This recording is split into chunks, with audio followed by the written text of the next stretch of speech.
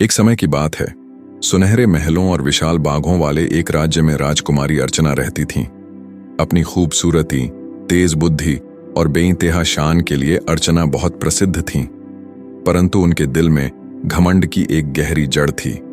वे मानती थीं कि उनका हक है कि सबकी नजरें केवल उन्हीं पर ही टिकें और उनके सामने किसी का स्थान नहीं। राजमहल के सभी दरबार में लोग अर्चना की प्रशंसा करते, परंतु उसी घमंड के कारण वे प्रजा से दूर रहती थीं। राज्य के आम लोग उनसे मिलने का सपना देखते, परंतु अर्चना ने उन्हें केवल एक नीच दृष्टि से देखा। उनका मानना था कि उन्हें किसी की सलाह या मदद की आवश्यकता नहीं है, क्योंकि वे स्वयं में पूर्ण थीं। एक दिन राज्य में अचानक एक अजीब बीमारी फैल गई, जिसने न केवल प्रजा को बल्कि महल के कर्मचारी और यहां तक कि राजमहल के वरिष्ठ भी प्रभावित कर दिए। डॉक्टरों और विशेषज्ञों के उपाय विफल हो रहे थे। अर्चना ने पहले तो इस समस्या को नजरअंदाज किया, यह सोचकर कि यह सब उनके सामने झुकने वालों की दुर्बुद्धि है। लेकिन जब बीमारी ने उनके करीबी मित्रों और प्रियजनों को भी छू लिया, तो उनके दिल में पहली बार कुछ कांपने लगा। उसी समय राज्य के एक कोने से एक साधु महल में आए। साधु की आंखों में गहरी समझ और करुणा थी। उन्होंने अर्चना से कहा, हे राजकुमारी, तुम्हारा घमंड तुम्हें अंधा कर चुका है।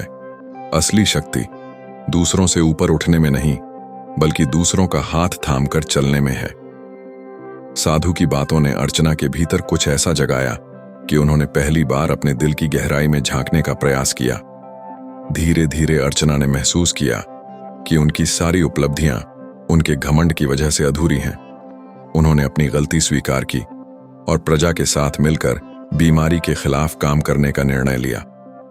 अर्चना ने स्वयं को लोगों के बीच घुल मिल जाने दिया, उनकी परेशानियों को समझा और साथ ही साथ उन्हें सहारा भी दिया। इस नए दृष्टिकोण से राज्य में एक नई उमंग और विश्वास की लहर दौड़ गई। समय के साथ राज्य ने बीमारी पर विजय पा ली।